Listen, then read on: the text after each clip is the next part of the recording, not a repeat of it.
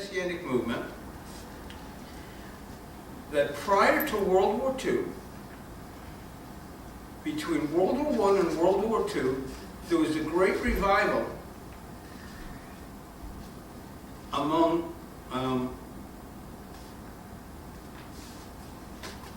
the Jewish people in Europe and England, including England, and in the United States to some extent.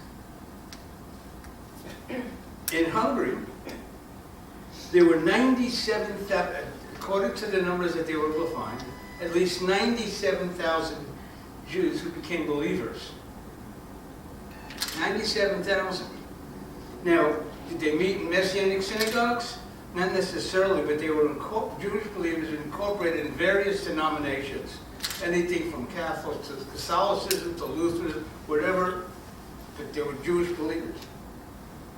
In Austria, it's estimated 17,000. In Poland, 35,000. In Russia, 60,000. And in the United States, at that time, about 20,000. So if you take away the 20,000 from the United States, that leaves just over 200,000 estimated believers of the major centers. But so let's use a number of almost 300,000 Jewish believers by the time World War II starts, and they're living in Europe, mainland Europe. Where did they wind up? Do you think Hitler thought, oh, because they believed in Jesus, they were not Jews anymore? Absolutely not. They were right in the camps with them. So can you imagine 200 to 300,000 believers in these camps, scattered all through Poland and Germany? What did they do? Hide in a corner? If at least half of them witnessed and declared that this is God's judgment because of their disobedience to the covenant, how many of these think went into the camps and went into the ovens as believers? I think there were more believers in the camps, Jews that became believers in the camps, than we have record of. Because when believers are faced with catastrophe, they do one of two things. They get stronger, or they totally turn away. Now, these Jewish believers were already facing probably hard times anyway, being thrown out of their homes, thrown out of the synagogues, and everything else going on in Europe because of their belief. So they've already been through some persecution. And now they're going through this. So my thinking is that they went into the ovens praising and rejoicing that they were going home to meet their Savior. And they brought many, many with them. How many? I don't know. We don't know. The Nazis didn't keep that kind of records. They didn't care. All they knew was that these guys were Jews and they had to go. So, just because we think, I'm an American, you can't touch me, I'm an American like you. The Jews in Germany said, I'm German. I'm a German citizen. I was a soldier in World War I. Didn't matter. The Nazis threw them in the camps, up to the 4th generation. So, we remember them. We will remember them further. We'll have to remember to get the candles. We'll list off the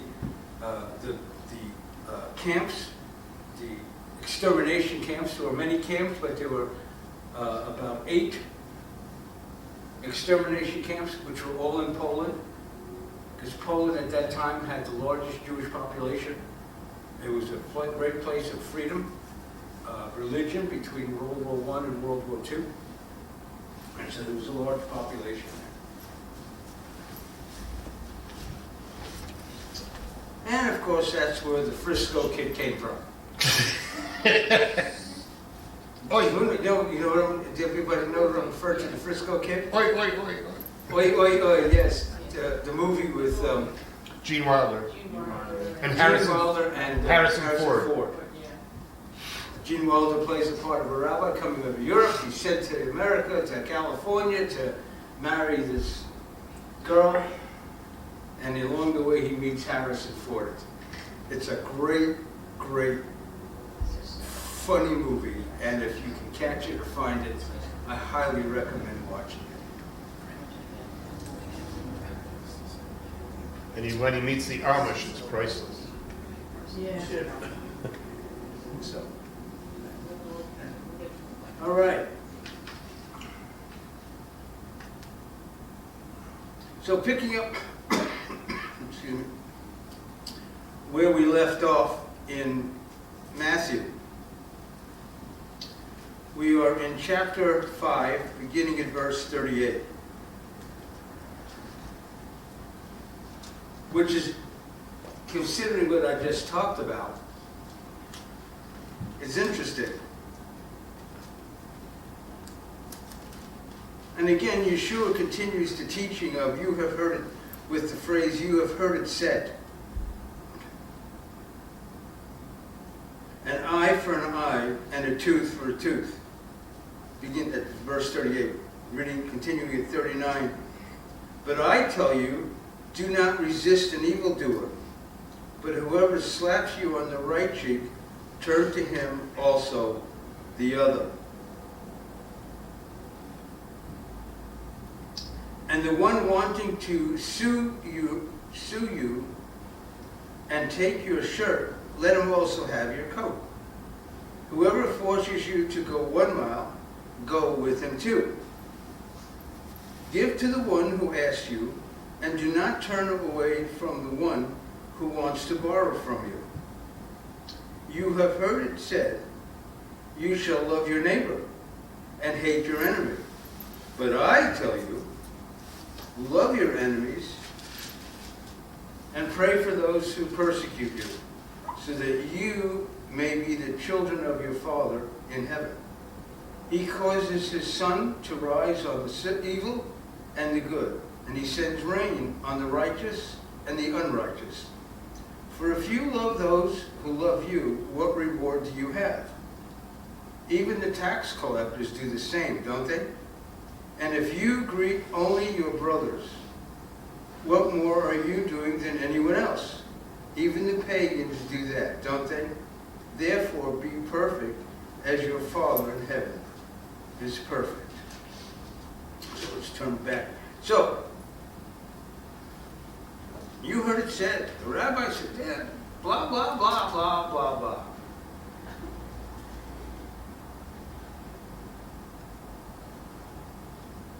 I tell you, do not resist an evildoer, but whoever slaps you on your right cheek, turn to him also the other. What does that mean? If I just come up to Sheldon and smack him, that's how I'm supposed to get a response? What was my... No. Someone comes up to me and tries to rob me. Do I resist or do I give it? What's the slap? Slap of an insult. You fool. Don't retaliate to that. But if somebody's threatening you, I think that's not what it's saying. But people take that, and there are people who take, turn the other cheek. Yeah, well, you know, it all depends on what they're doing. So you don't necessarily have to not return the slap. But if they're insulting you, or because if it's your faith, I think we take it and smile and say, Yeshua loves you. And I love you. Anybody read the book by David Wilkerson, The Cross and the Switchblade? I know of it. Well, he tells the story that when he first goes to New York,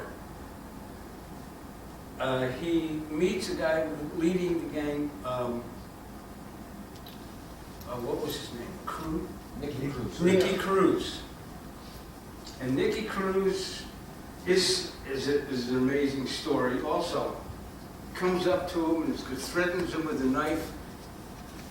And Wilkerson says to me, says to him, standing there, if you cut me into 1,000 pieces, all 1,000 pieces will still love you. And that rocked Nicky to the point that eventually he gives his heart to the Lord. When we stand up, whether we live or die, but if we stand up, we have an impact. In my own life, I remember talking to a bunch of, I believe they were high school students. Outside, I went to this, used to go to this, at the local Catholic church, a charismatic prayer meeting.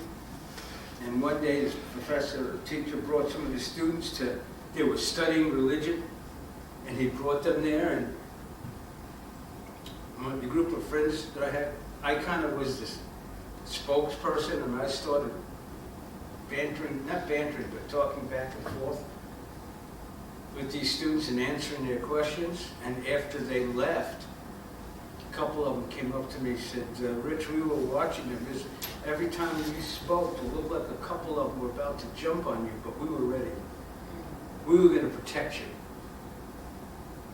You know, God has a way of protecting.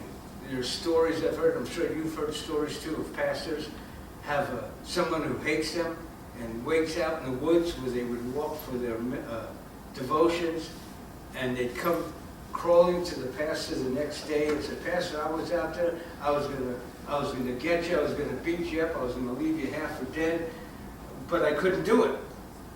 And the pastor said, why? Because there was these two huge bodyguards next to you. And the pastor goes, what bodyguards? You know, God has a way of taking care of us, or not. Sometimes we'll have to lay our life down.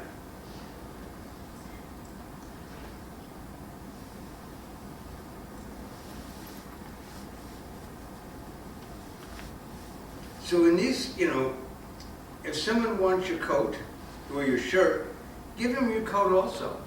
Give that person more than what they want. Why? You overcome you overcome evil with good. Good actions always overcome evil. Eventually. Sometimes in the thick of it, it doesn't feel like, oh man, this is not going to end.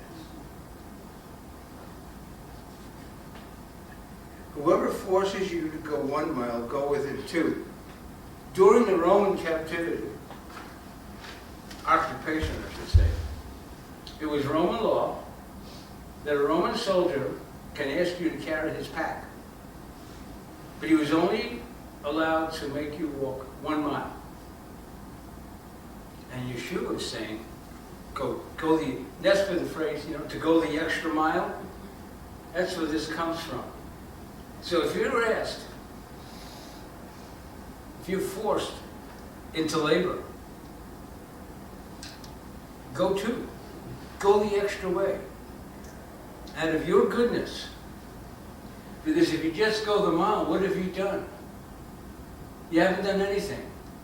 But when you go of your own free will, the 2nd mile, the extra distance, that's when the person takes effect. Why are you doing this? What compels you? You only have to do 1 mile. Wow. The love of Jesus that dwells in me compels me to love you. And by showing you that I love you, I'm going by my own free will the extra mile. I will do what it takes. I hate preaching this stuff because it speaks to my own heart. Where have I done this or not? Where I've turned away from going that extra mile with somebody. We all need to think about that.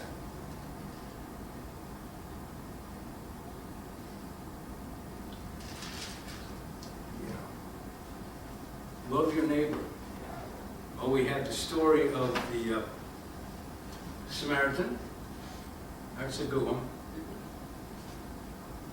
But who are you a Samaritan to? Who am I a Samaritan to? Who have I come across and kind of stepped aside because he was stinky and smelly? Did you ever go to the Bowery, New York, the Bowery Mission in New York? I've been there several times when I was a younger believer, because I was going to a congregation that would go there once a month or twice a month. And I would ride in. And you get down there and there's an altar call and they come up and you go down and you pray for them. And they're stinky from booze and just living on the street. And it's like, ugh. Lazarus, come forth, but Lord, he stinketh. Why does he stink? Because he's in the grave 4 days, and according to Jewish tradition, and I think according to even medical records, that on the 4th day the body starts to decay. And so, did he come out without his grave clothes? No, he came out.